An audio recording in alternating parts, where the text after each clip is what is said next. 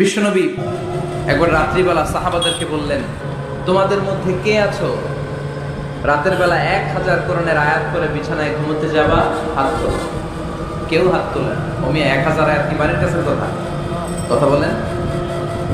বিশ্বনবী বললেন, কে আছো তোমাদের মধ্যে রাত্রিবেলায় বিছানায় ঘুমোতে যাওয়ার আগে 1000 কোরআনে কারীমের আয়াত তেলাওয়াত করে ঘুমাতে যাবা? দাঁড়াও। কোন সাহাবী দাঁড়ায় না। বিশ্বনবী ডানে তাকায়, বায়ে তাকায়, সামনে তাকায়, কেউ হাত তোলে না। বিশ্বনবী বললেন, ও সাহাবারা, এবার বলো তোমাদের মধ্যে কে কে আছো সূরাতুত তাকাসুর পরে রাত্রে বিছানায় ঘুমোতে যেতে পারবা? এবার সব হাত উঠে গেছে। সুবহানাল্লাহ পড়েন। বিশ্বনবী বললেন, তোমাদের মধ্যে যদি কেউ রাত্রিবেলা একবার সূরাতুত তাকাসুর তেলাওয়াত করে বিছানায় ঘুমোতে যাও, আমল নামায় 1000 আয়াত তেলাওয়াতের সওয়াব দিয়ে দিবে কে?